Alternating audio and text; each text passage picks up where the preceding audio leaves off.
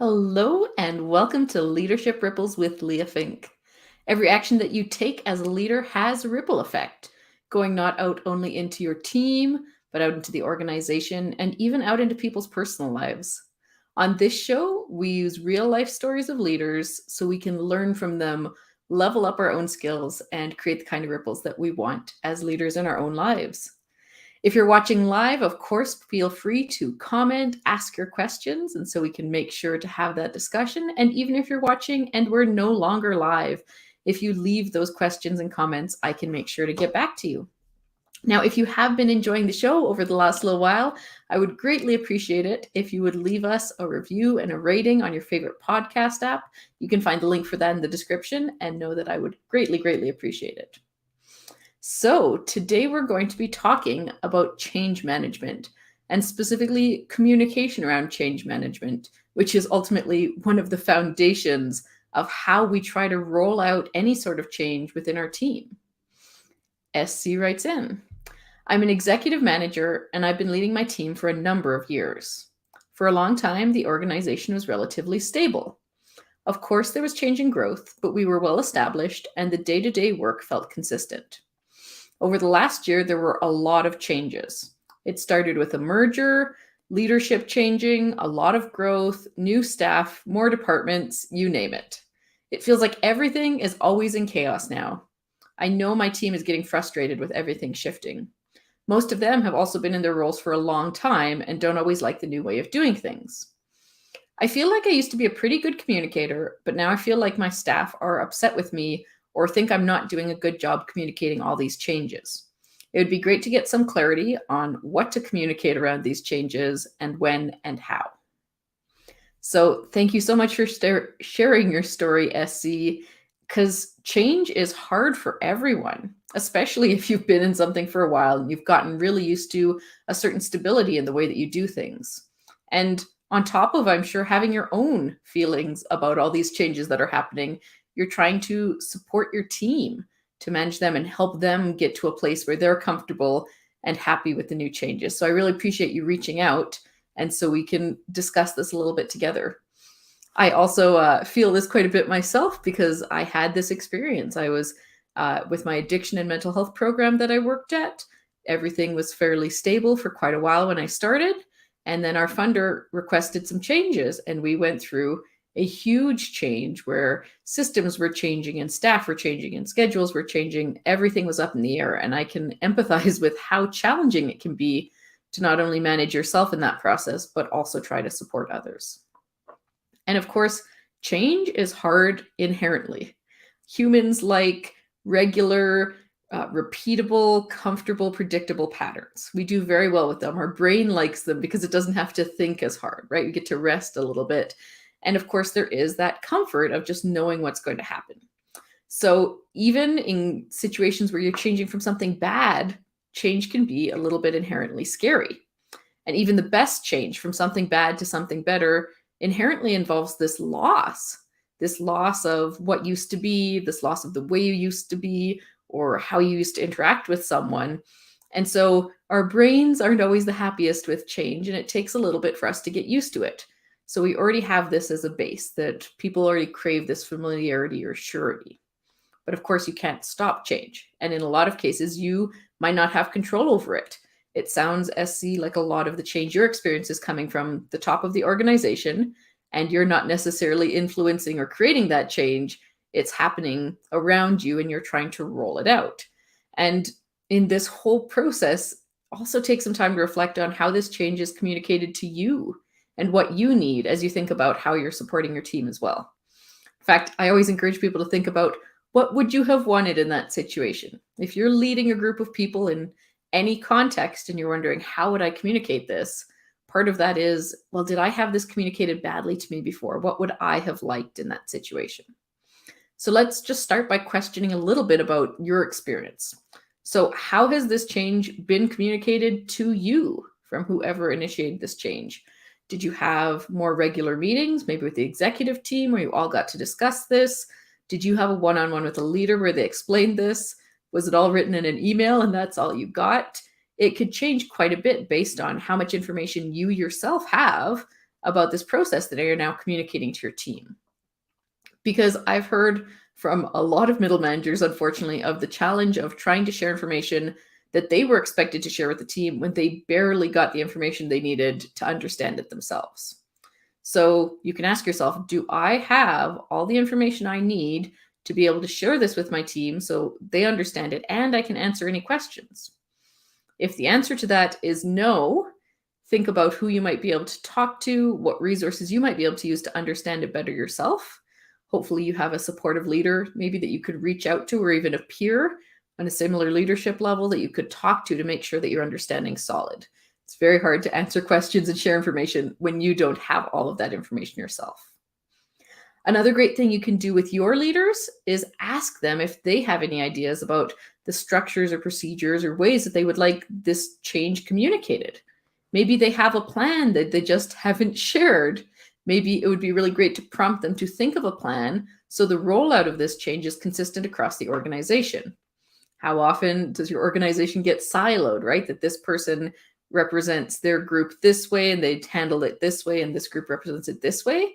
Having a consistent change management process from the top of the organization is very helpful if you want the change to go smoothly. That being said, even if you're asking your manager, they might have some ideas about how you might structure a certain framework that they'd like you to use, specific language that they'd like you to share in this change process. Often what people get is at least what the change is and maybe the outcomes that they want. That's not always a lot to work with. So if there's some ways to elicit that information, that would be really great. If you are at the top of your organization or the one creating a change process, I really, really hope you're taking this to heart as well, that you could take some time to figure out how you think this change could be best distributed to your leaders, that they would distribute to their team so it is consistent and they have a framework that they can use to help them out as well. Now, on the practical side for SC, what are some of those things that you can do to make change, which is inherently maybe a little uncomfortable, the best situation possible for your team? Now, we've talked on this show before about leadership and the responsibilities of leadership. And if you remember from an earlier episode, if you were listening, we talked about shield, structure, and supply, which are 3 basic ways that you can be responsible and supportive of your team as you ask them to, say, do tasks or embrace a change. And so let's start with shielding. Shielding in this case, I would say, is probably going to be deciding what information is the best to share with them. So that would be my first question is, let's say a change process comes to you, think about what information actually makes sense to share with your team. Sometimes teams will just get this download of everything that's happening, this info dump that they suddenly have to figure out and understand, and they're questioning, well, what if this is relevant to me? Is this going to affect me? Is this going to affect me? Is this going to affect me? Generally, as a leader, you are going to have more information about what will affect them from that change. And so you can also be a little bit more specific about what you want to share with them.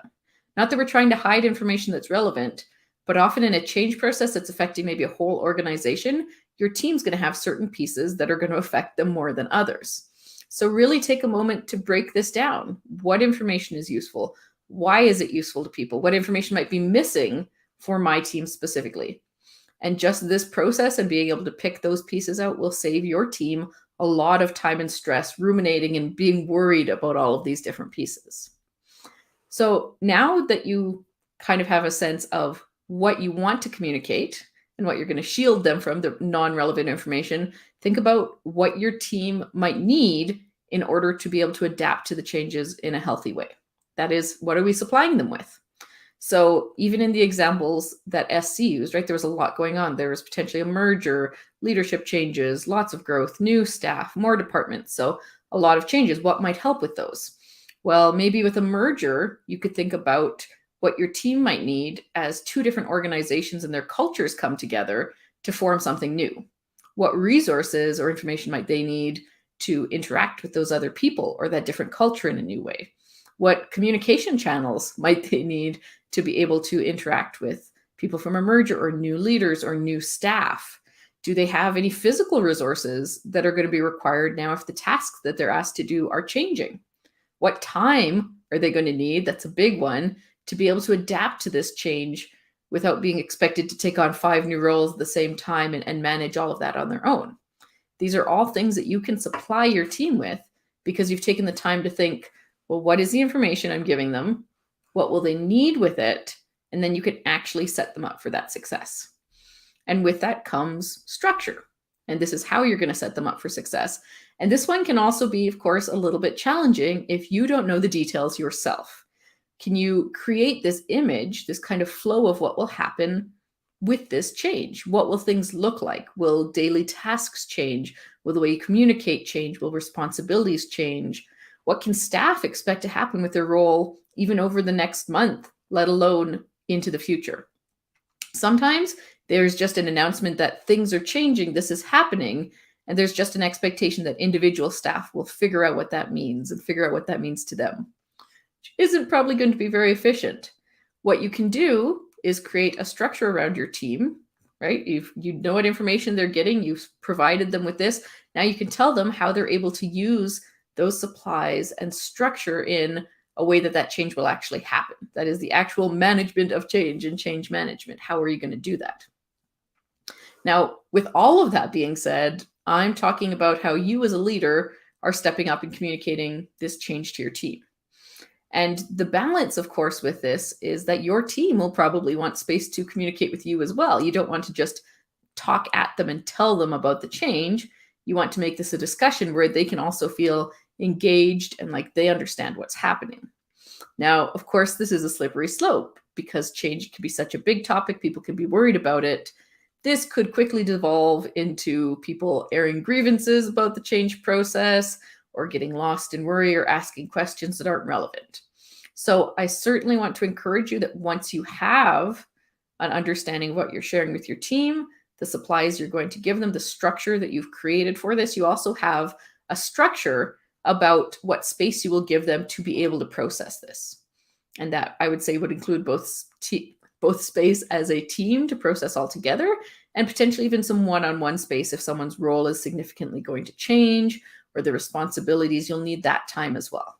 Just make sure that it's structured so it doesn't become a long time that's not very productively used. It's just that emotional dump. Now, you also want to make sure, SE, you may sometimes also have more questions than you have answers to. And I've kind of been assuming that you have a fair bit of information about these changes. Now, if you're maybe a newer supervisor rolling things out, and there's a couple more levels of management above you, or maybe just even as a higher level manager, you haven't been given this information yourself, you might feel limited in taking some of these steps. Of course, if you don't have the information, how are you going to supply? How are you going to structure this? You can still take whatever information you have and figure out what's relevant for your staff to know, what would really help them to know. And you can share it and give them that structured space to ask questions or talk about their experience with it. That being said, if there are questions, if there are things still up in the air, you can say that. You can let them, if they ask you a question you don't know, say that you don't know. Don't put on a false confidence and make something up or pretend like you're not worried at all. The reality is you probably have some feelings about this. This is not meant that you're going to download your worries onto your team and tell them about how stressed you are about this change. But no, you can say, I don't know that information. I'll need to ask my lead. Or you might say something like, that part of the process is still up in the air. We have a meeting in another week where we'll be able to inform you more about this. I just want to start letting you know that this change will be coming. So make sure that this is a space where you can be vulnerable with your team. Share that you might not have all the answers. Share that the change process might be a little bit more complicated and that things, of course, are going to shift. And it's okay for your staff to feel maybe not 100% happy about this, but that you can be there as a support and that you're working to resource them so they'll be able to handle it. So it won't be quite as scary. So now you are on a team and you're working to solve this challenge together. Instead of being a leader above everyone, acting like you're not worried, you want to be with your team on this one, helping gather them as a resource for you as you resource them as well. So create those structures, share and ask questions, but keep everything together and make sure that you're being a little bit maybe more vulnerable and real with your staff so they understand that they can also come to you if they're struggling with this. Now, Once you have all of these components understood and planned for, hopefully this does make it easier to think about how you're going to communicate change with your team. There should be less information because you've parsed it down to what's specifically relevant to them. You'll be better supplied because you'll know what you're going to need to provide them to move forward with this, and you'll have a structure and a plan for what that's going to look like. And you'll have these opportunities to connect with them, ask them questions, and confirm that everything is working, of course. We know that change is scary because all of these unknowns, and there will be extra work that needs to be done to shift things. But if you can resource the things that challenge your team, you'll find that these change processes are much smoother, your staff are much less stressed and happier about it. So I hope that was helpful. SC, as always, of course, I will be following up with you to make sure that I have fully answered your question and maybe dive into some of those details that we don't disclose on the show. As a reminder, if you want to share your story or question with the show, we would love to have it and engage with you. And as part of that, I gift you a session to make sure that we can fully answer it, and just saying thank you for being able to share with us. If you prefer podcast form, this show becomes a podcast on Friday mornings. It comes out, and you can find the link for that in the description. I want to thank you so much for listening, so much for reflecting on these pieces for your own life and for your own leadership, because it is so critically important for the people that you lead that you are being aware of these things, that you're bringing this forward in your leadership. So I want to thank you so much for listening, and I hope you have a great week.